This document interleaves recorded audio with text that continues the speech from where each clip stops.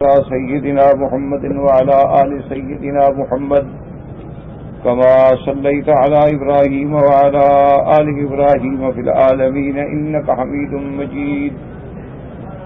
قال الله تبارك وتعالى في كلامه المجيد: أعوذ بالله من الشيطان الرجيم. بسم الله الرحمن الرحيم. يا أيها الذين آمنوا إن تتقوا الله يجعل لكم فرقانا ويكفر عنكم سيئاتكم ويغفر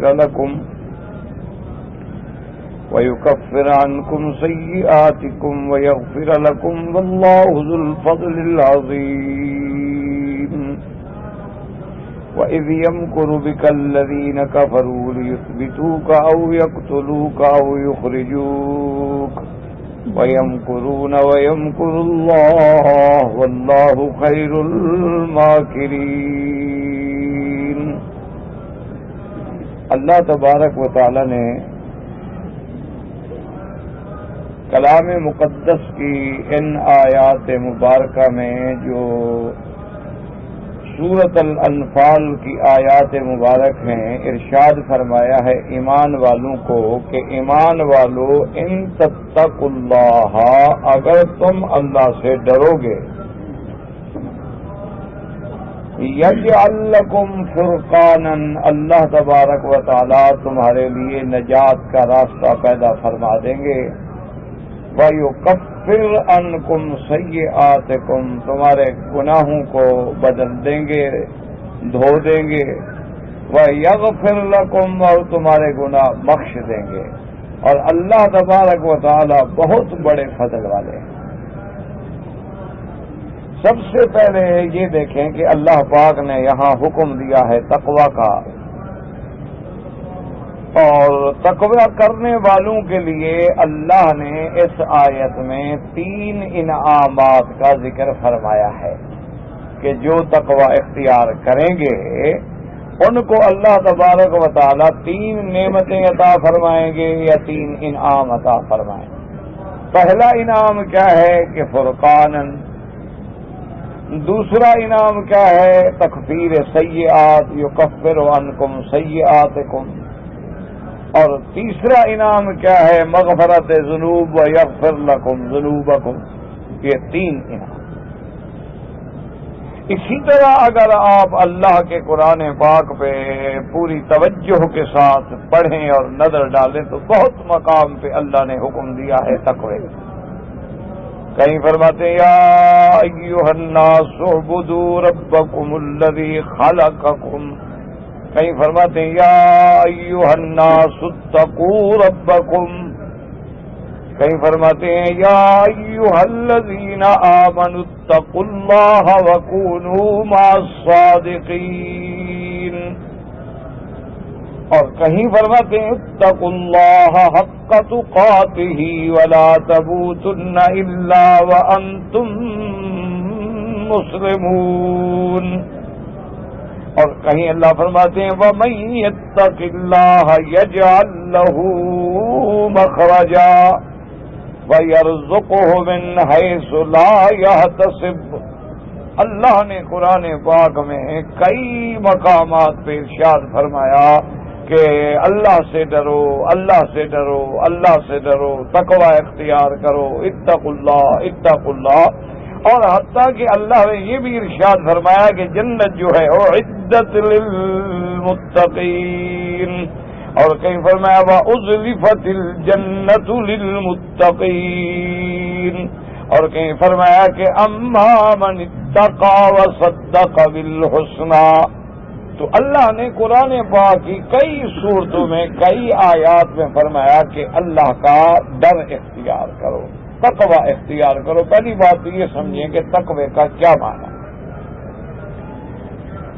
تقوی کا معنی یہ ہوتا ہے کہ اللہ تبارک و تعالی کی عظمت کا، اللہ تبارک و تعالی کی جلال کا، اللہ تبارک و تعالی کی قدرت کا دل میں پورا ایمان ہو اور خوف، اور پھر تقوی میں مدارج، یعنی تقوی میں مراتب. سب سے پہلا تقویٰ تو یہ ہے کہ اللہ کفر سے نکال کے ایمان نصیب کر دے، تو اللہ کی رحمت سے وہ بھی متقین میں شامل ہو گیا، اللہ سے ڈرنے والوں کی لسٹ میں آ گیا کہ کفر سے نکل آیا، ایمان میں شامل ہو۔ اس کے بعد پھر تقویٰ ہوتا ہے کہ اب مومن تو بن گیا، اللہ سے ڈر کے کفر اور شرک اور بدعات خرافات تو چھوڑ دی۔ اب یہ ہے کہ جو کبائر ہے، یعنی وہ گناہ جو بندے کو ہلاک کرنے والے، وہ گناہ جو بندے کو برباد کرنے والے ہیں، اور کبیرے کا معنی یوں سمجھو کہ جس گناہ کے بعد اللہ نے جہنم کا ذکر کیا ہو یا وعید کا ذکر کیا ہو، وہ بڑا گناہ ہے۔ اور علماء نے مستقل کتابیں لکھی ہیں کبائر، تو اب کبائر سے بچنا جو ہے یہ بھی تقویٰ ہے۔ اور اس کے بعد پھر ایک درجہ آتا ہے کہ آدمی صرف کبائر سے نہیں بلکہ صغیرہ گناہوں سے بھی بچے، کیونکہ یہی صغیرہ ہی تو کبیرہ بنتے ہیں۔ میرے آقا نے سرکار مدینہ سیدنا محمد مصطفیٰ صلی اللہ علیہ وعلی آلہ واصحابہ وسلم تسلیما کثیرا کثیرا نے فرمایا تھا بی بی عائشہ سے کہ عائشہ ایاک ومحقرات الذنوب، خبردار خیال رکھنا گناہوں کو چھوٹا نہ سمجھنا، یہ نہ سمجھنا کہ چلو جی کبیرہ تو نہیں نا، صغیرہ گناہ ہے نا، فرمایا خبردار ایسا نہ کرنا، کیونکہ یہی صغیرہ جو ہیں دراصل یہی تو آدمی کی ہلاکت کا باعث بنتے ہیں۔ اس کی علماء نے مثال دی ہے کہ اگر آپ آگ جلانا چاہیں تو آگ کبھی بڑی لکڑی کو نہیں لگتی، پہلے آپ اس کے نیچے چھوٹی چھوٹی لکڑیاں رکھتے ہیں، اس کو آگ لگاتے ہیں، اور جب آگ بھڑک جاتی ہے ایسا ایسا تو پھر بڑی لکڑی کو بھی پکڑ لے۔ اسی طرح علماء نے فرمایا کہ الاصرار علی الصغیرۃ، کہ صغیرہ گناہ ہے اس کو بار بار اگر آپ کریں گے وہ بھی کبیرہ ہو جائے، یعنی گناہ تو صغیرہ تھا لیکن آپ اسی کو جو روز کر رہے ہیں، روز ہی سگریٹ پی رہے ہیں، اس پہ استمرار ہو گیا ہے، آپ چھوڑتے نہیں اس کو، تو اس لیے محاورہ ہے کہ لا صغیرۃ مع الاصرار ولا کبیرۃ مع الاستغفار، کہ بار بار کرنے کے بعد گناہ صغیرہ صغیرہ نہیں رہتا، وہ بڑا بن جاتا ہے، اور بڑا گناہ جو ہے اگر اللہ سچی توبہ کر دے تو پھر وہ گناہ نہیں رہتا، وہ بڑھ جاتا ہے۔ تو مقام تقویٰ یہ تھا شرک سے بچنا اور بڑے بڑے گناہوں سے کبائر سے بچنا، اور اس کے بعد کا مرتبہ ہوا کہ صغائر سے بھی بچے، اور پھر اس کے بعد بھی ایک مدارج آ جاتے ہیں کہ صغیرہ گناہ تو گناہ ہے، وہ تو چھوٹی سی ترک اولا سے بھی ڈرتا ہے۔ اسی لیے جیسے اللہ تبارک و تعالیٰ کے پاک پیغمبر نے حبیب کبریا سیدنا محمد الرسول اللہ صلی اللہ علیہ وسلم نے فرمایا کہ دیکھو اللہ نے حلال بھی واضح کر دیا ہے کہ الحلال بین والحرام بین، کہ یہ حلال ہے یہ حرام ہے، وبینہما امور، اللہ کے نبی نے فرمایا کہ حلال و حرام کے درمیان کچھ چیزیں ایسی ہوتی ہیں جو مشتبہات میں ہوتی ہیں، ان میں شبہ ہوتا ہے کہ حلال ہے یا حرام ہے، یہ شبہ ہے، یعنی ایک دلیل یہ ملتی ہے کہ نہیں حلال ہے، لیکن ایک خیال یہ بھی آتا ہے کہ نہیں یار ہو سکتا ہے یہ حرام، تو حضور نے فرمایا کہ اگر بچنا چاہتے ہو حرام سے تو پھر مشتبہات سے بچ جاؤ۔ تو اس کی میرے آقا نے میرے محبوب نے کیسی پیاری مثال دی، آپ نے فرمایا کہ یوں سمجھیں کہ ایک آدمی ہے، اس نے گھاس لگایا ہے، فصل لگائی ہے، فصل کے باہر اس نے ایک باڑ لگا دی ہے حفاظت کے لیے۔ اگر تم اپنی بکریاں اپنے جانور اس باڑ کے قریب چرایا کرو گے تو کسی وقت تو خطرہ ہے نا کہ جانور اندر چلا جائے، یا کہیں باڑ ٹوٹی ہو تو گردن ڈال کے ہی کھا لے. اگر تم اس باڑ سے بھی دور رہو گے تو خطرہ خود بخود ختم ہو گیا، کیونکہ جانور پہلے تو قریب ہی نہیں ہے، اگر بھاگے گا بھی تو تم بھاگ کے روک لو گے. اسی لیے اللہ کے نبی نے مثال دی کہ جہاں جہاں گناہ کے قریب بھٹکنے کا ڈر ہے وہاں قریب ہی نہ جائے. اسی لیے قرآن نے بیان فرمایا وَلَا تَقْرَبُوا الزِّنَا إِنَّهُ كَانَ فَاحِشَةً وَسَاءَ سَبِيلًا. اللہ نے فرمایا زنا کے قریب نہ جاؤ، یعنی کہ لا تزنوا، زنا نہ کرو. زنا تو اتنی بری بلا ہے کہ زنا نہیں بلکہ اس کے قریب نہ جاؤ. بھی زنا کے قریب کیسے نہ جائیں؟ معنی یہ ہے کہ جب تم غیر محرم عورت سے علیحدہ ملو گے، علیحدہ مجلس کرو گے، اس کے ساتھ باتیں کرو گے، اس کے چہرے پہ نظر ڈالو گے، کبھی فون کرو گے، کبھی وہ تمہیں ملنے آئے گی تو قریب جا رہے ہو. اب دوائی پیدا ہو رہے ہیں. اسی لیے ایک روایت میں آیا ہے اللہ عالم بصیت ہی کہ حضور نے فرمایا تھا کہ اپنی عورتوں کو، لڑکیوں کو، بچیوں کو جو اوپر مکان بنے ہوتے ہیں نا، جیسے 2 منزلہ ہیں مثلا، ان کو چوبارہ کہا جاتا ہے. پہلے دور میں تو 1 منزل 2 منزل کی بات ہوتی تھی نا. یہ تو اب دور آگے 30 منزل، 40 منزل، 80 منزل، 100 منزل، 104 منزل، اور ایسی بلڈنگیں بھی ہیں ماشاءاللہ 124 منزل. یعنی آدمی ان کے اوپر چلا جائے نا تو نیچے بڑی بڑی گاڑیاں جو ہے نا ایسے نظر آتی ہیں جیسے چیونٹی ہو. تو اب دور ہی تبدیل ہو گیا، حالات ہی بدل گئے. اب تو دشمنوں نے ہر بات میں ایسی تخطیط کی ہے کہ اللہ بچا لے تو بچا لے، ورنہ بندہ گناہوں سے نہیں بچے. انہوں نے حالات ہی ایسے پیدا کر دیے ہیں. اب دیکھیں نا جی، ایک بلڈنگ ہے 20 منزلہ، 15 منزلہ، 30 منزلہ، اس میں 200 فلیٹ ہے. مانا یہ ہے کہ 200 گھر آباد ہے. اب کون آ رہا ہے، کون جا رہا ہے، کون چیک کر سکتا ہے؟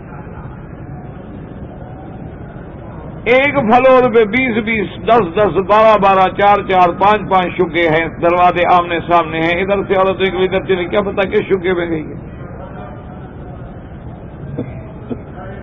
حضور تو اس وقت خبردار فرما رہے ہیں کہ خبردار عورتوں کو کسی اونچی گھر میں نہ رکھنا، کیونکہ جب اونچی جگہ پہ ہوں گی تو ان کی نظر نیچے جائے گی، مردوں پہ جائے گی، ہر گزرنے والے پہ نظر جائے گی. اور آپ نے فرمایا کہ بچا کرو، چونکہ عورت کو اللہ نے مرد سے پیدا کیا ہے تو اس کی ہر وقت جو خواہش ہے وہ مرد کی طرف رہتی ہے. جہاں مرد اکیلا ملا خطرہ آ گیا. اسی لیے حضور نے فرمایا کہ اگر ایک مرد اور عورت ہو تو پھر تیسرا شیطان. اسی لیے حکم ہے کہ آدمی اگر بچہ 10 سال کا ہو جائے تو ماں کے ساتھ بھی نہ سلاؤ، اب علیحدہ سلاؤ.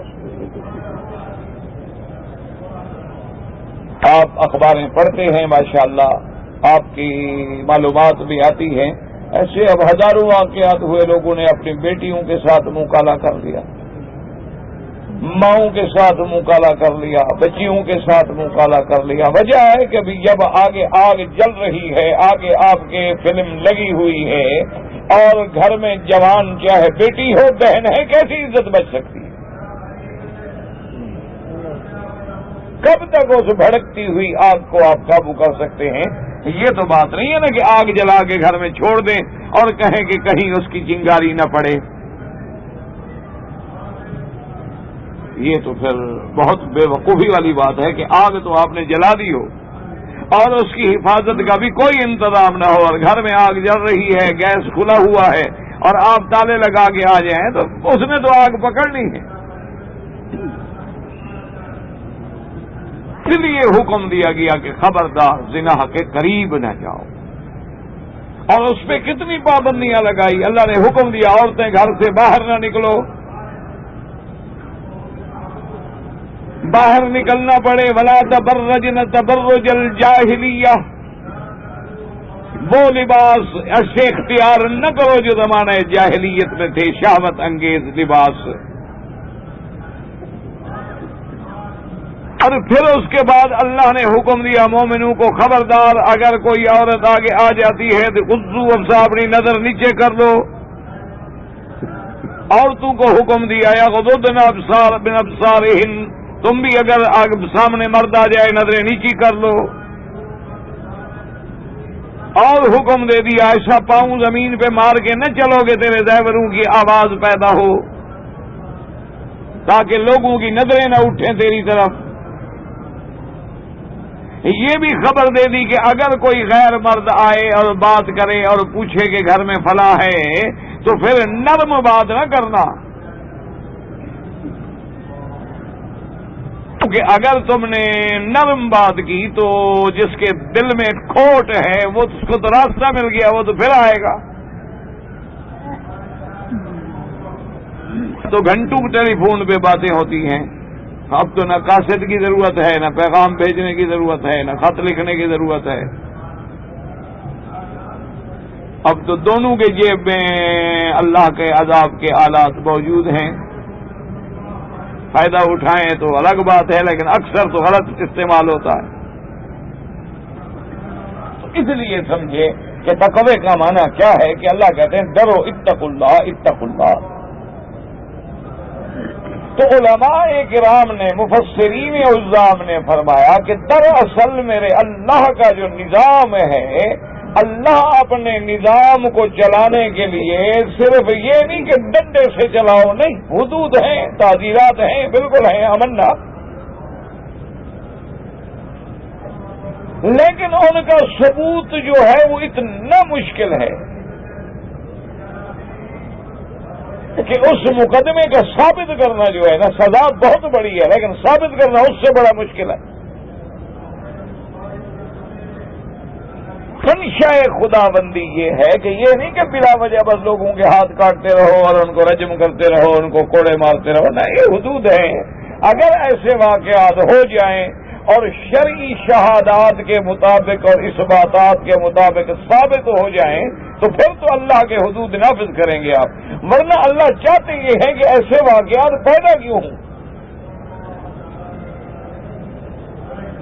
وہ فرق ہے مثلا کہ جیسے ایک آدمی حج پہ جائے اور یہیں سے فیصلہ کر لے کہ بھئی ہم ایسا کریں گے کہ 9 تاریخ کو دن سارا گزار کے رات کو 12 بجے وہ باہر والی سڑک لے کے چلے جائیں گے عرفات، سارا عرفات خالی ہوگا،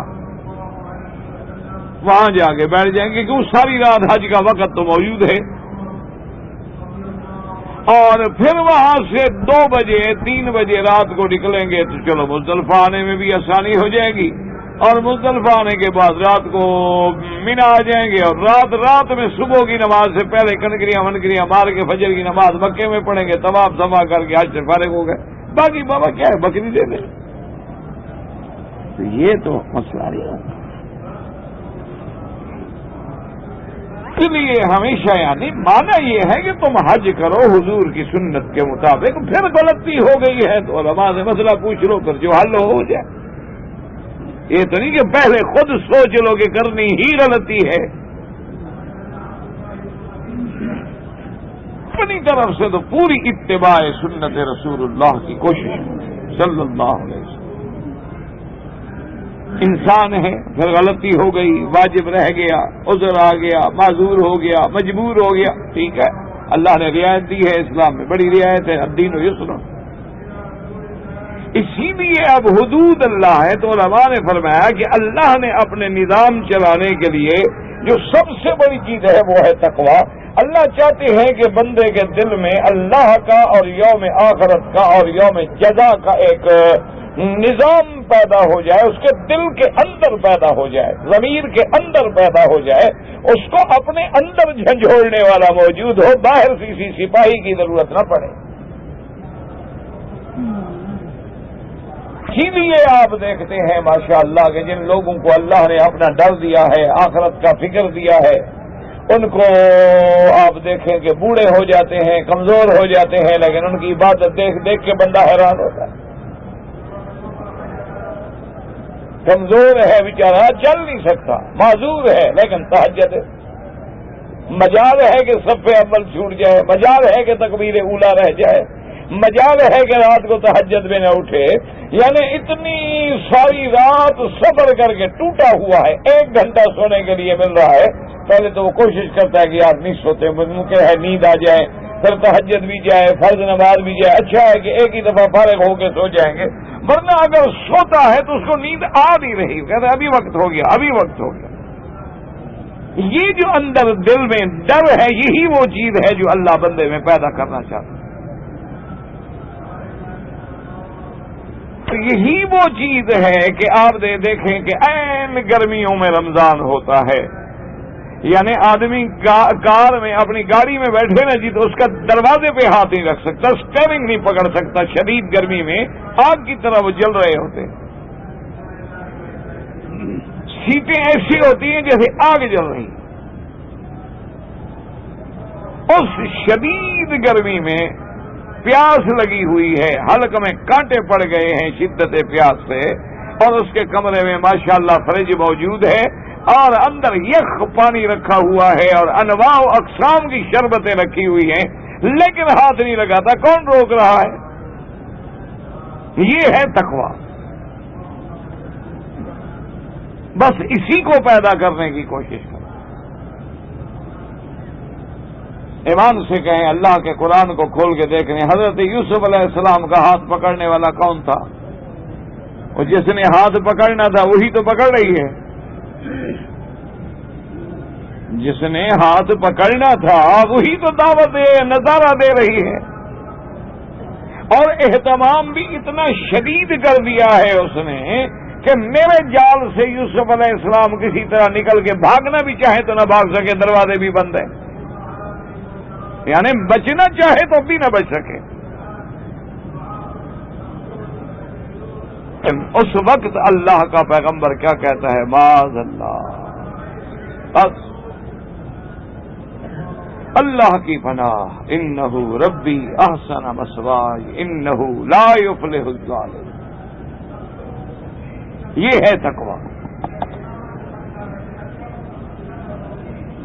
اور جس کے دل میں اللہ کا ڈر ہی نہ ہو، اللہ کا خوف ہی نہ ہو، تو پھر وہ عربوں میں ایک محاورہ ہے کہ اذا لم تستحی فاصنع ما شئت، جب حیا نہ ہو تو جو چاہے کرو۔ ہمارے اپنے محاورات میں بھی کہتے ہیں کہ جب سر سے اترے لوئی پھر کیا کرے گا کوئی، یعنی جب بندہ سر سے پگڑی اتار کے بے حیا ہو جائے تو کوئی کیا کرے گا؟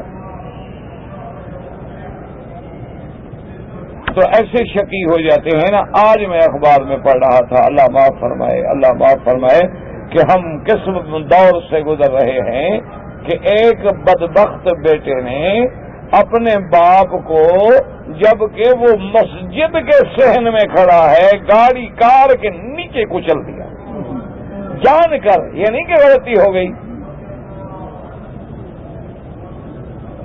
نہیں کہ غلطی ہو گئی، چلو بھی ایکسیڈنٹ ہو گیا، حادثہ ہو گیا، آمدن تیجے نے چچا کو قتل کر دیا۔ چچا کیا ہے؟ وہ بھی تو باپ ہے، الم مسلم لے ابھی ہی۔ اور ابھی چند دن گزرے ہیں کہ ایک بدبخت نے ایک ہی گھر کے 11 آدمیوں کو ٹکڑے کر دیا، ان میں بچے بھی ہیں، بچیاں بھی ہیں، عورتیں بھی ہیں، اندازہ کر 11 فرد گھر کے، اور ٹکڑے کر رہا۔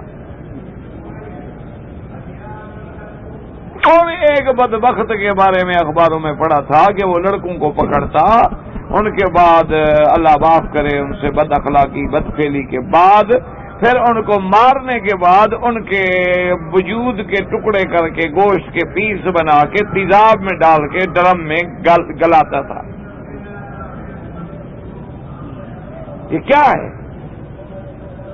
یہ کیا ہو رہا ہے کہ دلوں میں اللہ کا ڈر نہیں رہا؟ کی آسان مثال سمجھ لیں، کتنے اپنے بھائی ہیں، ساتھی ہیں، جاننے والے ہیں، آپ کے بھی میرے بھی جاننے والے ہوں گے کہ اذان ہو رہی ہے، بازار میں بیٹھے ہیں اور دکان بند کر کے یا اندر بیٹھ جائیں گے یا گھر چلے جائیں گے، نماز نہیں پڑھیں۔ اگر کوئی ملازم ہے، دکان پہ ہے، اب مالک کہتا ہے دکان بند کرو، اس کے بعد جگہ نہیں ہے، تو وہ اسی وقت سیڑھ ہاتھ میں لے کے کسی حمام میں، لیٹرین میں چلا جائے گا، 10 15 20 منٹ وہیں گزار دے گا، جب تک نماز ہوگی آ جائے گا۔ ایک آدمی کو تہجد کے لیے آرام نہیں آتا، وہ بستر پہ سویا ہوا ہے، اٹھانے والا بھی کوئی نہیں، لیکن تڑپ رہا ہے کہ میری نماز نہ جائے، اور ایک اللہ کے حرم کے باہر کھڑا ہوا ہے، مکے میں، مدینے میں اور مسجد الحرام میں اور حرم کی گلیوں میں، محلوں میں، ہر جگہ سے اذان آ رہی ہے، حی علی الصلاۃ، حی علی الصلاۃ، حی علی الفلاح، حی علی الفلاح۔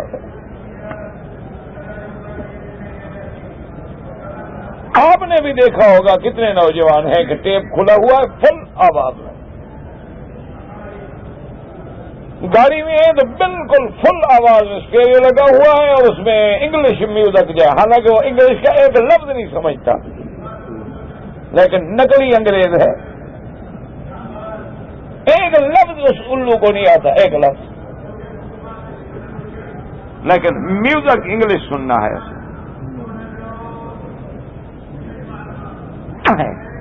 کہاں جا رہے ہیں ہم؟ اسی طرح اللہ تبارک و تعالی رحمت فرمائے کہ بعض لوگ جو بدعات میں الجھ گئے ہیں، کیا وہ اندھے ہیں؟ وہ مولوی نہیں جانتے کہ یہ بدعت ہے؟ ایک عام آدمی کو بھی پتا ہے کہ جو کام حضور پاک صلی اللہ علیہ وسلم نے نہیں فرمایا، آپ کا حکم نہیں، آپ کا فعل نہیں، صحابہ پہ نہیں، خلفائے راشدین میں نہیں، اجماع صحابہ پہ نہیں، سینکڑوں سال بعد میں دین کے مسئلے کے اندر احداث کیا گیا، بدعت ہر آدمی کو پتا ہے، لیکن وہ اس بدعت کو رائج کرنے کے لیے اللہ کے قرآن کو بدل رہا ہے، اپنے اس غلط عقیدے کو رنگ دینے کے لیے، اس کو ثابت کرنے کے لیے کبھی ادھر سے لفظ لے آئے گا، کبھی ادھر سے لفظ لے آئے گا۔ کیا ہے وجہ؟ کیا ہے کہ دل میں اللہ کا ڈر ہے۔ ابھی آپ نے پڑھا تھا نا کہ غلطیاں تو انسان سے ہوتی ہے نا جی، کہ حضرت ابی لبابہ رضی اللہ تعالیٰ عنہ سے جب غلطی ہو گئی تو فوراً بھاگے گے، جی مجھے باندھ دو، کوئی باندھنے والا نہیں، کوئی پکڑنے والا نہیں، کوئی مدعی نہیں، کوئی درخواست نہیں، کوئی FIR نہیں کاٹی گئی، وہ کہتے نہیں مجھے باندھو، مجھ سے غلطی ہو گئی ہے، اور اس وقت تک مجھے نہ چھوڑو اس جگہ سے جب تک یا تو میرا اللہ مجھے معاف کر دے اور خود نبی پاک آ کے مجھے اپنے ہاتھ سے چھوڑے، ورنہ میں مر جاؤں گا، یہی بندے رکھ، اپنی سزا خود تجویز ہو گئی۔ وجہ کیا ہے؟ ڈر گیا۔ اسی لیے حکم ہے اتقوا اللہ، اتقوا اللہ، اتقوا اللہ، اللہ سے ڈرو، اللہ سے ڈرو، اللہ سے ڈرو۔ حضرت سیدنا امیر المؤمنین سیدنا عمر بن الخطاب رضی اللہ تعالی عنہ، آپ نے ایک دفعہ حضرت ابن عباس سے پوچھا تھا کہ حضرت یہ تقوی کا کیا معنی ہے، ذرا مجھے اچھی طرح سمجھائیں، اللہ حکم تو دیتے ہیں کہ تقوی اختیار کرو، تقوی اختیار، یہ تقوی ہے کیا؟ تو حضرت ابن عباس رضی اللہ تعالی عنہ نے حصی مثالوں سے سمجھایا تاکہ بات جو ہے آپ کے ذہن نشین ہو جائے۔ انہوں نے پوچھا کہ امیر المومنین، کبھی آپ کو ایسے رستے سے گزرنے کا اتفاق ہوا ہے کہ ادھر بھی کھائی ہے، ادھر بھی خطرہ ہے، اور راستے میں بھی پھسلن ہے اور کانٹے بھی پڑے ہوئے ہیں اور بڑا ہی کھٹن رستہ ہے، وہاں سے کبھی گزرنے کا اتفاق ہوا ہے؟ آپ نے فرمایا ہاں ہوتا ہے، وادیوں میں جاتے ہیں، سیل ہوتے ہیں، ایسے واقعات ہو جاتے ہیں۔ تو فرمایا پھر کیا کرتے ہو؟ تو حضرت امیر المومنین نے فرمایا کہ میں پھر اپنے کپڑے جو ہے اوپر باندھ لیتا ہوں، شلوار اوپر کر لی، توپ کو اوپر باندھ لیا تاکہ کپڑے جو ہے نہ خراب ہوں، اور پاؤں پھر جما کے اور نظر رستے میں رکھتا ہوں کہ کہیں کانٹے پہ نہ آ جائے، کہیں غلط جگہ پہ نہ آ جائے، کہیں پاؤں پھسل نہ جائے کہ غار میں جا گروں۔ فرمایا یہی تقویٰ ہے، اسی کا نام تقویٰ ہے کہ اس دنیا میں گناہوں سے بچنا، غلط دوستوں سے بچنا، ان کے افعال سے بچنا، ان کے احوال سے بچنا، ان کے اعمال سے بچنا، اور اپنے آپ کو بچا کے محمد مدنی والی سڑک پہ چلانا، یہ کوئی آسان بات تو نہیں ہے، کیونکہ جنت جو ہے وہ تو بالکل ایسی ہے نا کہ راستے میں ساری مشکلات ہی مشکلات ہیں، اور جہنم میں تو ساری شہوات ہی شہوات ہیں، وہاں تو لذت ہی لذت ہے۔ تو وہاں پہنچنے کے لیے تو ان ساری گھاٹیوں کو عبور کرنا ہے۔ اسی لیے قرآن کہتے ہیں نا فَلَقْتَحَمَ الْعَقَبَةَ وَمَا أَدْرَاكَ مَا الْعَقَبَةُ فَكُّ رَقَبَةٍ أَوْ إِطْعَامٌ فِي يَوْمٍ ذِي مَسْغَبَةٍ۔ اللہ فرماتی ہے کہ پھر اس بندے کو کیوں، جس کو ہم نے یہ سارا عقل دیا، قوت سب کو دیا، اس نے پھر یہ گھاٹیاں عبور کیوں نہیں کی؟ اور ان گھاٹیوں کو عبور کرنے کا طریقہ کیا تھا کہ یا تو کسی غلام کی گردن چھڑا دیتا، یا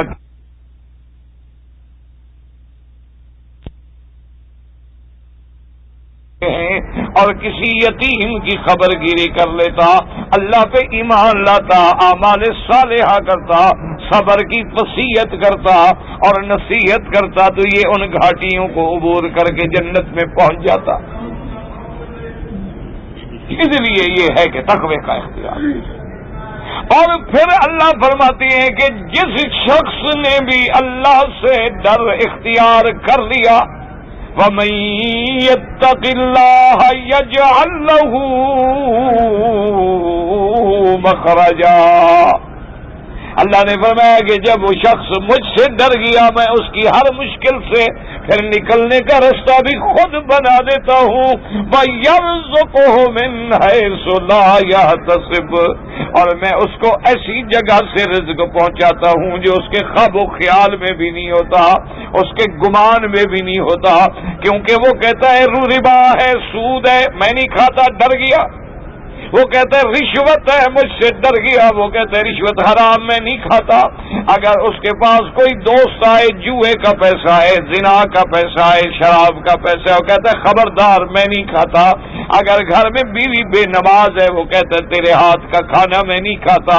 اللہ فرماتے جو مجھ سے ڈر رہا ہے پھر اس کے راستے بھی میں خود پیدا کرتا ہوں۔ کہتے ہیں یہ وظیفے پڑھیں، لیکن دعا کرو اللہ اپنا ڈر دل میں پیدا کروا۔ جب دل میں ڈر نہ ہو تو پھر جو مرضی آئے کرو نا۔ لوگوں نے اللہ کے قرآن کے خلاف باتیں کی، حضور پاک کی حدیث مبارک کے خلاف باتیں کی، انبیاء کے معجزات کے خلاف باتیں کی، اولیاء اللہ کے کرامات کے خلاف باتیں کی، عظمت صحابہ کے خلاف باتیں کی، عظمت اہل بیت کے خلاف باتیں کی۔ وجہ کیا ہے کہ دل میں اللہ کا ڈر نہیں۔ اللہ کا ڈر ہو تو کوئی بندہ کسی کو بلا ایمان سے کہے، کوئی کسی کو ستائے گا، کسی کو گالی دے گا۔ دیکھو نا جی، آدمی کو ڈر ہے کہ بھئی اگر آج میں نے اس کا ایک پیسہ کھا لیا تو کل مجھے قیامت میں پکڑا جانا ہے، پھر مجھے پیسے بھی نہیں ہوں گے تو اپنی نیکیاں دینی پڑیں گی، تو کون کھائے گا پیسے؟ پاگل ہو گیا ہے۔ پتہ ہے کہ اگر آج تو مجھے یہ لڑکی اچھی لگ رہی ہے لیکن میں نے نظریں ڈالی تو پھر قیامت والے دن انہی آنکھوں میں جہنم کے آگ سے گرم کی ہوئی سلاخوں سے پھر آنکھوں میں ڈالا جائے گا۔ جب وہ ڈر ہوگا تو کیوں دیکھے گا؟ اسی طرح اگر مال یتیم سامنے آئے گا کہ یتیم کا مال ہے، وہ کہے گا نہیں بابا نہ خبردار، یتیم کا مال ہے بابا، کتنے پیسے کو؟ نے کہا جی اس کے حصے کا بنتا ہے 100 ہوگا۔ نہیں بابا 10 ریال میرے بھی شامل کر دو، اس کو 110 دو، مجھے 90 دے دو۔ اس کی طرف زیادہ جائے تھوڑا نہ جائے، کیوں؟ ان الذین یاکلون اموال الیتامی ظلما،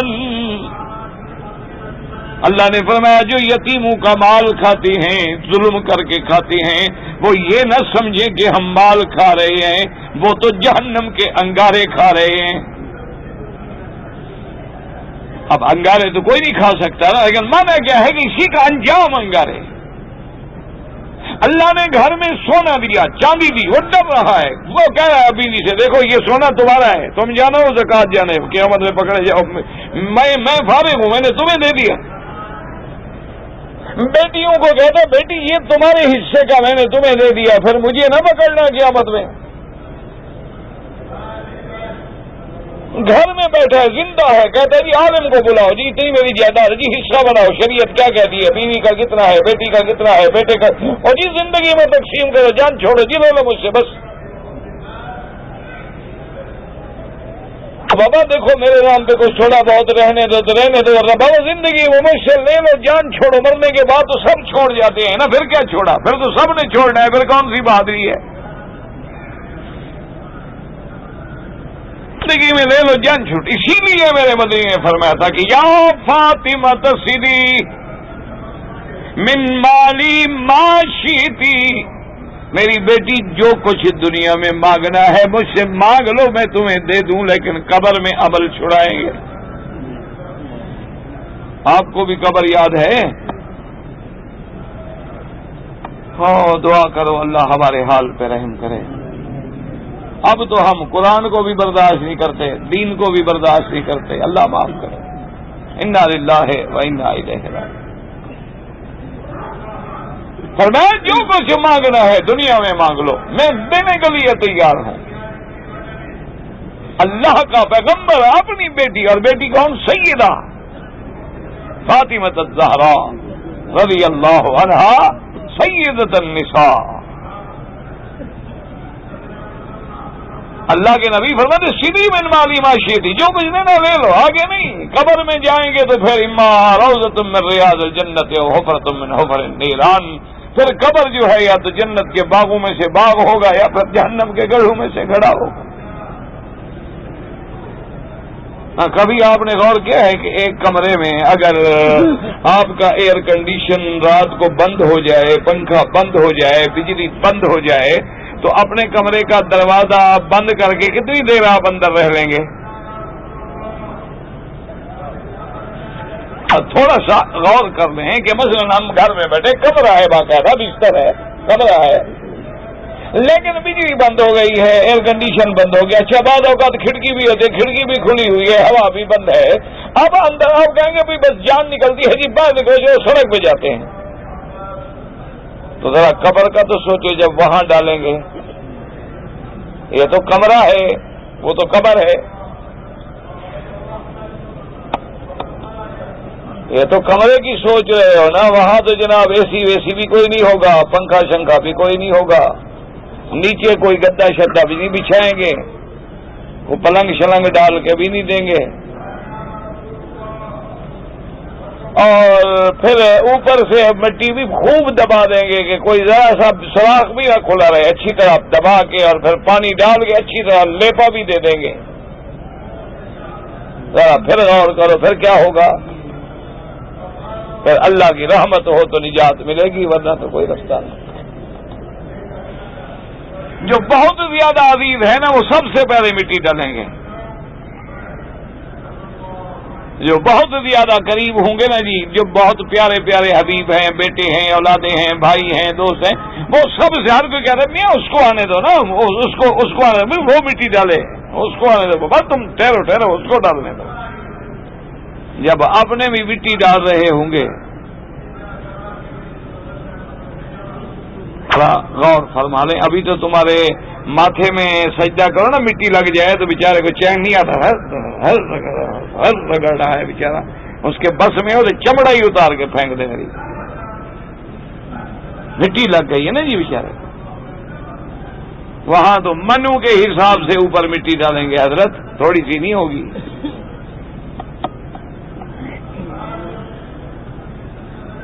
یاد ہی نہیں، فکر ہی نہیں، جب اللہ کا ڈر دل میں نہ ہو تو پھر جو چاہو کرو۔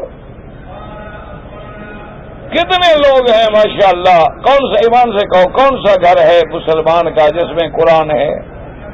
چلو نہیں پڑھتے ہوں گے، رکھا تو ہے۔ کتنے مسلمان کے گھروں ہیں جن میں اذانیں آتی ہیں، اللہ اکبر اشہد اللہ الہ الا اللہ، سب سن رہے ہیں، بیٹھے ہیں، فلمیں چل رہی ہیں جناب، انٹرنیٹ پہ بیٹھے ہیں، چیٹنگ ہو رہی ہے، گھروں میں بیٹھے ہوئے ہیں، گھر میں بیٹیاں ہیں، بہنیں ہیں، عزیز ہیں، اور کہیں کزنز ہیں، کہیں باجیاں ہیں، کہیں بھابیاں ہیں، پتہ نہیں کیا کیا عذاب ہیں، دوپٹے اترے ہوئے ہیں، سینے کھلے ہوئے ہیں، جی کیا ہو جی یہ تو بھابی ہے نا۔ یہ تو قبر میں پوچھنا کہ مولوی ٹھیک کہتے تھے یا تمہارا اپنا تحقیق درست تھی۔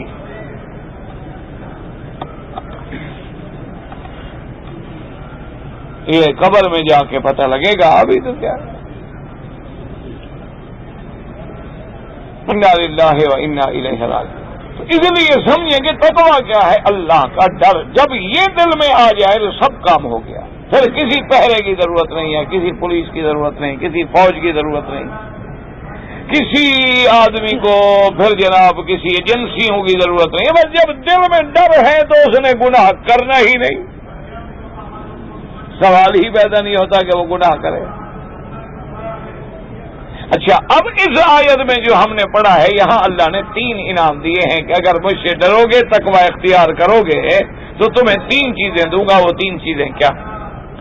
یا ایھا الذین آمنوا ان تتقوا اللہ یجعل لکم فرقانا وَيُكَفِّرْ عَنْكُمْ سَيِّئَاتِكُمْ وَيَغْفِرْ لَكُمْ وَاللَّهُ ذُو الْفَضْلِ الْعَظِيمِ۔ اللہ نے فرمایا ایمان والو، کیونکہ یہ خطاب ایمان والوں کو ہے، جس کے اندر ایمان ہی نہیں تو کچھ ضرورت ہی نہیں۔ اگر تم اللہ سے ڈرو گے، اللہ فرماتے 3 انعام دوں گا۔ پہلا انعام فرقانن۔ فرقان کا کیا معنی؟ بظاہر تو معنی ہوتا ہے 2 چیزوں میں فرق کرنا، لیکن بعض علماء کہتے ہیں کہ پہلا تمہیں بدلہ دوں گا کہ فرقانن معنی مخرجن، اگر کسی مصیبت میں پھنس جاؤ گے تو تمہیں نکالوں گا۔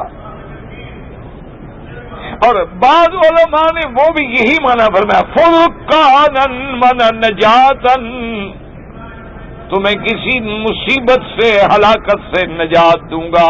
اور بعض علماء فرماتے ہیں نا، فرقانن کا معنی یہ ہے کہ دشمن کے مقابلے پہ تمہیں فتح دوں گا۔ کیونکہ آپ پڑھ رہے ہیں نا کہ ساری آیات جو ہم نے پڑھی ہیں بدر سے تعلق رکھتی ہیں نا، قصہ بدر سے، اور بدر کے دن کو اللہ نے کیا کہا؟ یوم الفرقان، یوم الفرقان یوم التقى الجمعان۔ اللہ نے فرمایا وہ فرقان والا دن، بدر والا دن، جس دن ہم نے دونوں کو الگ الگ کر کے فیصلہ کر دیا، اسلام کو عزت دی اور کفر کو ذلت میں شکست سے دوچار کیا، فیصلہ ہو گیا، حق جیت گیا اور باطل ہار گیا، اسلام کو عزت ملی اور کفر بدر میں ذلت میں شکست سے دوچار ہو گیا۔ ابو جہل خود کہتا تھا نا کہ اللہ فیصلہ کر دو آج، کہ ہم میں سے جو بھی حق پہ ہے نا اس کو کامیاب کر۔ اللہ نے فرمایا تو ہم نے تو یوم الفرقان فیصلہ کر دیا۔ اس لیے بعض علماء فرماتے ہیں کہ فرقان کا معنی یہ ہے کہ جب تم کفر کے مقابلے پر، شرک کے مقابلے پہ آؤ گے تو تمہیں کامیاب کر دوں گا، یہ فرقان، کہ تمہاری مدد کروں گا، تمہاری کامیابی ہو جائے گی اور فیصلہ ہو گیا کہ حق ہے۔ اس پر بعض علماء نے ایک اور قول بھی فرمایا کہ ان تتقوا اللہ یجعل لکم فرقانا، کہ اگر تم مجھ سے ڈرو گے۔ فرقان کا کیا معنی؟ انہوں نے فرمایا میں تجھے ایسی بصیرت دے دوں گا کہ حق اور باطل میں فرق کر سکو گے، ایسی سمجھ دے دوں گا تمہیں، دین کی ایسی سمجھ دے دوں گا، ایسی پرکھ دے دوں گا کہ تمہیں فوراً سمجھ آ جائے گا کہ یہ حق ہے اور یہ بات، یہ سنت ہے اور یہ بدعت ہے، یہ صدق ہے اور یہ کذب ہے۔ وہ ایسی بصیرت، ایسا نور پیدا کر دوں گا دل میں۔ فَمَن يُرِدِ اللَّهُ أَن يَهْدِيَهُ يَشْرَحْ صَدْرَهُ لِلْإِسْلَامِ فَهُوَ عَلَى نُورٍ مِّن رَّبِّهِ۔ اللہ فرماتی ہیں کہ جب ہم ارادہ کرتے ہیں کسی کو ہدایت دینے کا سینہ کھول دیتے ہیں، وہ اللہ کی طرف سے، اللہ کی رحمت سے، اپنے رب کی رحمت سے نور میں آ جاتا ہے، روشنی میں آ جاتا ہے۔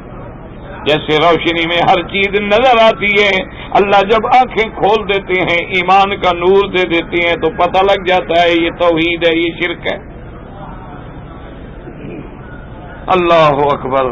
اب تو بھائی ہر لفظ سے بھی خوف آتا ہے، بس اللہ سے دعا کرو اللہ ہم لوگوں کی حفاظت کرے۔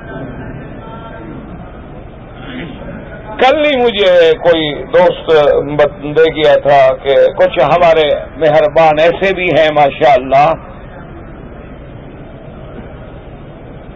کہ انہوں نے میرے تقریروں کے ٹیپ جو ہے نا جی، وہ کوئی 10-20 تقریروں سے ایک جملہ کہاں سے، ایک جملہ کہاں سے، ایک کلمہ کہاں سے، ایک کلمہ کہاں سے جوڑ جوڑ کے اللہ معاف فرمائے ثابت کیا کہ دیکھو جی یہ عقیدہ ہے مولوی صاحب۔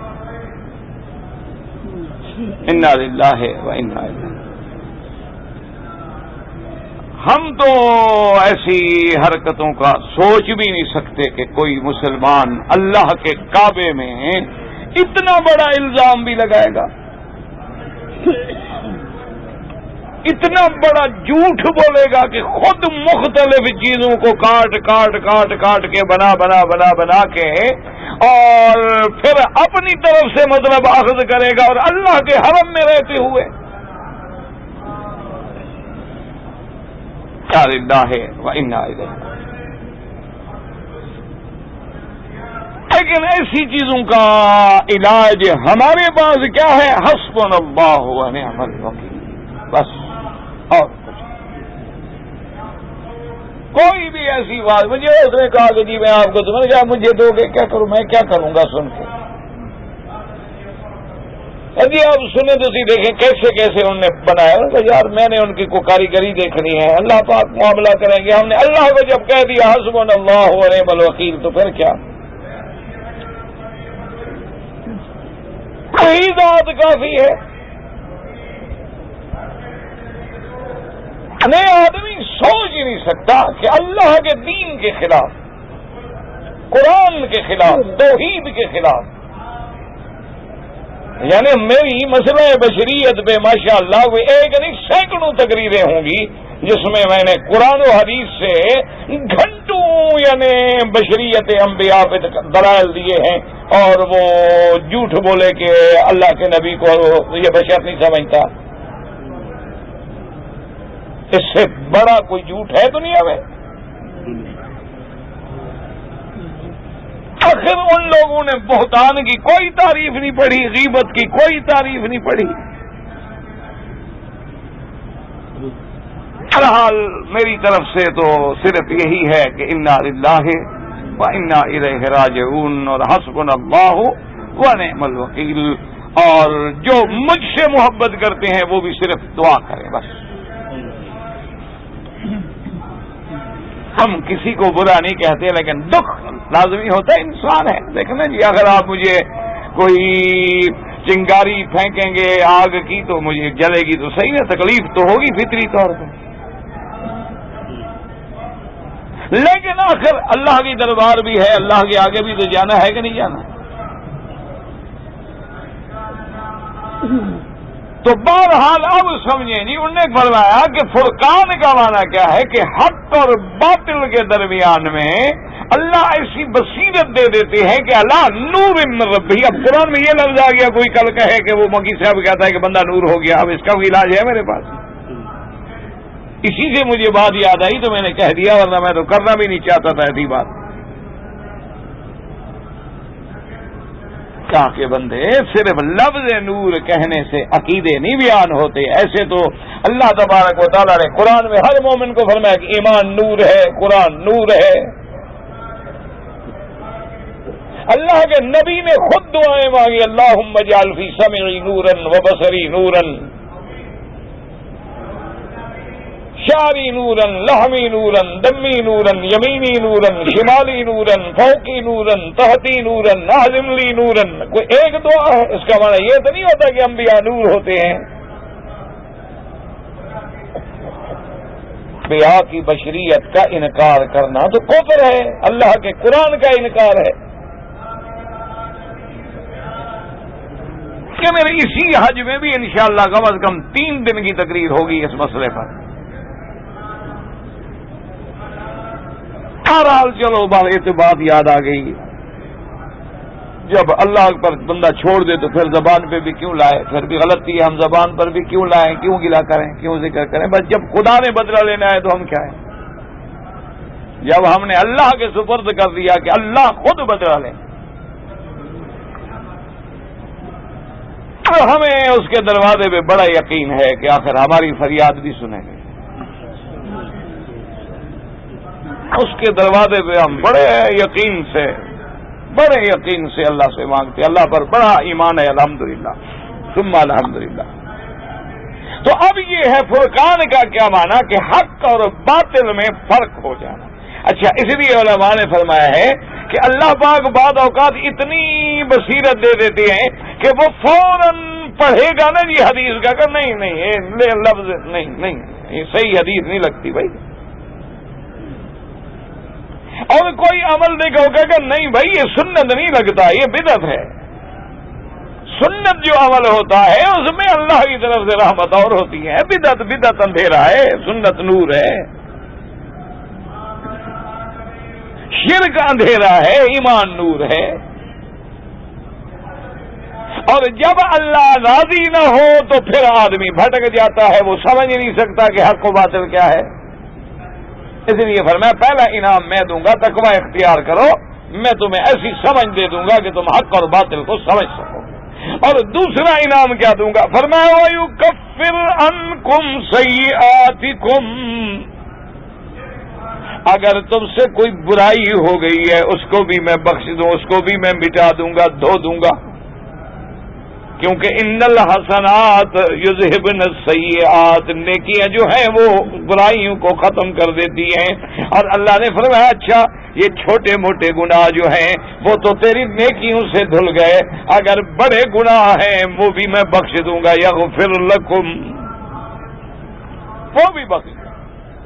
اور یہ انعام تو میرا وعدہ ہے، لیکن اس پہ نہ بس جانا. واللہ ذو الفضل العظیم، اور اللہ تو بڑے فضل والے، اس کا فضل تو بہت بڑا ہے. وہ اس کے علاوہ بھی ہمیں انعامات سے نواز دیں. تو دعا کریں اللہ ہم سب کو متقی بنائے. اللہ تبارک و تعالی اپنا صحیح معنی میں تقوی اختیار کرنے کی توفیق دے. بھائی مجھے پتا نہیں میرے بھائی، آپ نے پہلے بھی پوچھا ہے وادی ریان، مجھے کیا پتا وادی ریان کہاں ہے؟ جب میں اس جگہ کے بارے میں نہیں جانتا مجھے کیا پتا ہے کہ وہ میقات کے اندر ہے یا میقات کے باہر ہے. اگر میقات سے گزر کے بغیر احرام کے آئے ہو تو بعد میں ایک عمرہ کر لو، بس تجاوز میقات کی ایک بکری دم دے دینا، باقی انشاءاللہ حج کا احرام تم نے باندھا ہے تنیم سے، حج تمہارا ٹھیک ہو گیا. اگر کوئی آدمی جدہ سے بغیر احرام باندھے ہوئے حج کے آیا اور پھر اس نے مسجد تنیم سے باندھ کر عمرہ کیا، احرام کھول دیا، حج کے لیے چلا گیا، سب ٹھیک ہے، اللہ قبول فرمائے. میں پاکستان جا کر اپنے بچوں کا عقیقہ کرنا چاہتا ہوں. میری 5 لڑکیاں ہیں، 2 لڑکیاں. میرے بھائی عقیقے کا وقت ہے، 7ویں دن کیا جاتا ہے، وہ وقت گزر گیا، اب کوئی ضرورت نہیں. اب بلا وجہ عقیقے کا کیوں فکر کر رہے ہو؟ عقیقے کا ایک وقت ہے کہ 7ویں دن یا زیادہ سے زیادہ 14ویں دن. لڑکی ہو تو ایک بکرا یا ایک دمبا، لڑکا ہو تو 2 ذبح کر کے کھلائے جائیں. وہ وقت گزر گیا ہے، بس ختم ہو گیا، گزر گیا. اب نہیں کیا کوئی نہیں، سنت تھی، ثواب تمہیں نہ ہو سکا، یہ مانا نہیں نعوذ باللہ کہ عقیقہ نہ ہو تو کوئی اس کے بچوں کے نکاح میں فرق آئے گا، کسی اور چیز میں کوئی فرق نہیں. سنت ہے، کرتے تو الحمدللہ، نہیں کر سکے تو ثواب نہ ملا. ان سے میں نے توبہ کر لی ہے الحمدللہ. ایسا عمل بتائیں کہ اللہ راضی ہو جائے، یہی توبہ سے بڑا عمل ہے. یہی تو عمل ہے، جیسے اللہ راضی ہو گیا تو توبہ کر رہے ہو. نہ اللہ راضی نہ ہوتے تو توبہ کرنے کی توفیق دیتے. اللہ پاک نے جو توبہ کی توفیق دے دی ہے تمہیں، ماشاءاللہ شکر کرو. بس اللہ راضی ہے تو توبہ کی توفیق دے رہا ہے، اللہ کا شکر ادا کرو. اسی توبہ کا کثرت کرو، استغفار۔ حضور ہر مجلس میں بعض روایات میں ہے کہ 70 بار استغفار فرماتے، بعض روایات میں 100 دفعہ کا استغفار، یعنی جو معصوم پیغمبر ہیں وہ جب اتنا استغفار فرمائے تو امت کے لیے کیا حال ہونا چاہیے۔ کی تمنا ہے کہ میری قبر مکے میں بن جائے، مجھے کفیل نہیں رہنے دیتا، دعا کریں گے بھی اللہ تمہاری مشکل حل کرے، اور ہم کیا کر سکتے ہیں۔ حافظ قرآن ہوں اور دینی مدرسوں میں نے تعلیم حاصل کی ہے، یہاں کی مجھے مسجد میں امام کی جگہ دے دیں، میرے معلومات میں جگہ نہیں دیں گے، یہاں تک میرے معلومات ہیں، چونکہ قانون کا تقاضا یہ ہے کہ یہاں کا شہری ہو امام، اس لیے کہ اس حکومت کا فرض ہے کہ پہلے اپنے شہریوں کا خیال کرے، اپنے متوطن جو ہے ان کا حق ادا کرے۔ بچے تو کسی اور کو خیرات دینا، یہ تو نہیں کہ گھر میں بچے بھوکے بیٹھے رہے اور باہر جا کے خیراتیں چلاتا رہے، یہ کہاں کا قانون ہے۔ اس لیے ان کا اخلاقی شرعی فریضہ یہی ہے کہ پہلے وہ اپنے لوگوں کی زیادہ سے زیادہ توجہ کریں۔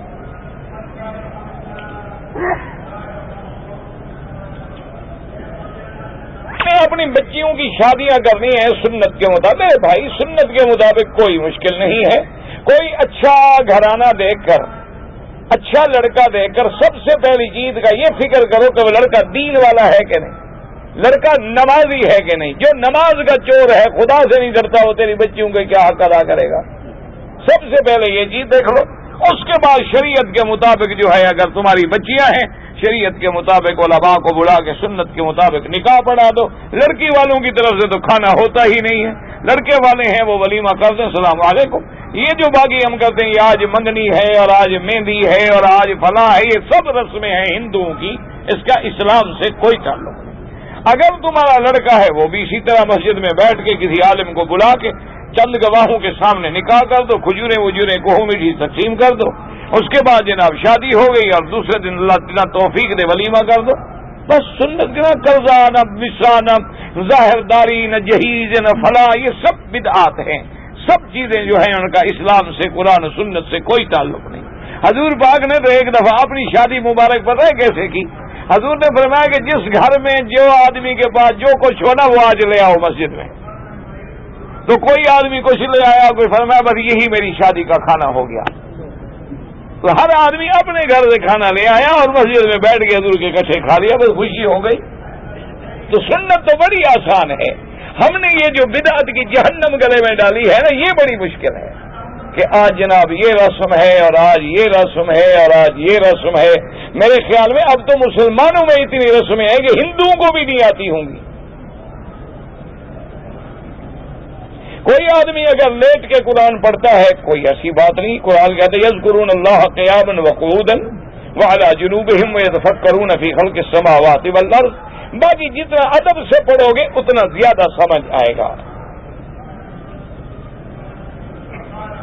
تو ہم نے 7 حصے رکھے تھے، ایک بکری میں، ایک گائے میں یا بھینس میں، اور ایک حصہ بطور عقیقہ میں رکھ لوں، کوئی بات نہیں، ایسی بات۔ میرے اوپر دم واجب ہے لیکن میری تنخواہ نہیں ملی ہے، میں ابھی عمرہ، تو عمرے کا دم سے کیا تعلق ہے؟ آپ عمرہ کرنا چاہتے ہیں کریں، جب اللہ پیسے دے دے دم دے دے نا، کوئی ضروری نہیں کہ آج دے دو کل دے دو، جب اللہ توفیق دے گا ادا کر دینا۔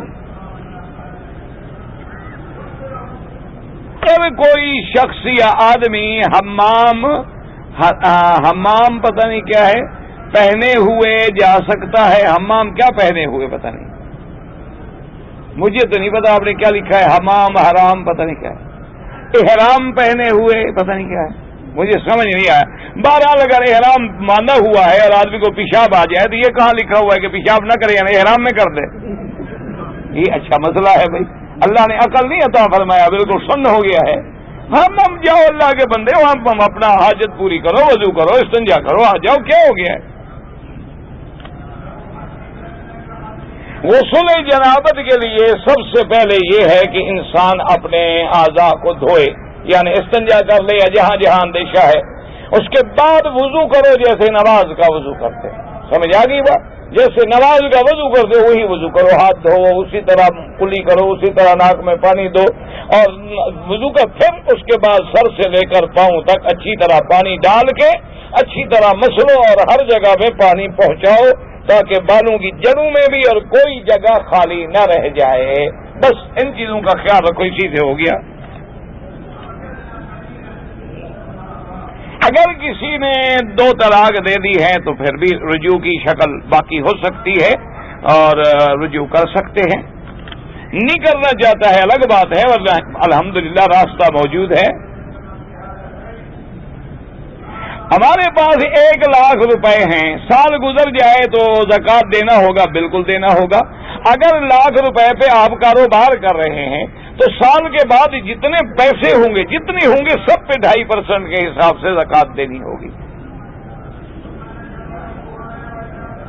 میرا کہنے کا مقصد میرے عزیز یہ تھا کہ اپنے یہ نہیں کہ زندگی میں جائیداد تقسیم کر دو اور تقدیرات تقسیم کر دو، یہ معنی نہیں ہوتا، کوئی سمجھا بھی کرو نا، خدا کے لیے مسئلہ نہ بنا لیا کرو۔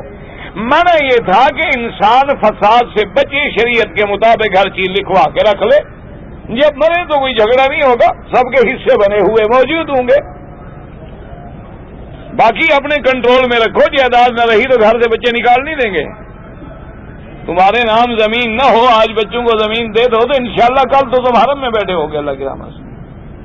یہ جب تک جائیداد ہے بچے سلام کر رہے ہیں کہ ابا انشاءاللہ مرے گا تو ملے گا، مرے گا تو ملے گا، مرے گا تو ملے گا، ورنہ تو پہلے ہی انشاءاللہ مار دیں گے۔ یا کعبہ، اچھا یہ کعبہ ایسے لکھا جاتا ہے، اندر ایک کیوں بنا پتہ نہیں۔ اب ہو زبان بنگالی اور لکھی جائے اردو میں تو کیسے سمجھے گا آدمی؟ بیت اللہ کو دیکھنے سے ایک روایت مبارک میں ہے کہ اللہ جو خاص رحمتیں نازل فرماتے ہیں 60 طواف والوں کو، 40 نماز والوں کو اور 20 جو ہے دیکھنے والوں کو ملتی ہیں۔ عطر اور سپرے میں کیا فرق ہے؟ اس میں الکوہل ہوتا ہے، عطر میں نہیں ہوتا ہے، اور کیا فرق ہے؟ تصویر اتارنا حرام ہے، نہیں اتارنی چاہیے تصویر، کوئی بھی اتارے کسی کے کرنے سے مسئلہ حلال نہیں ہو جاتا۔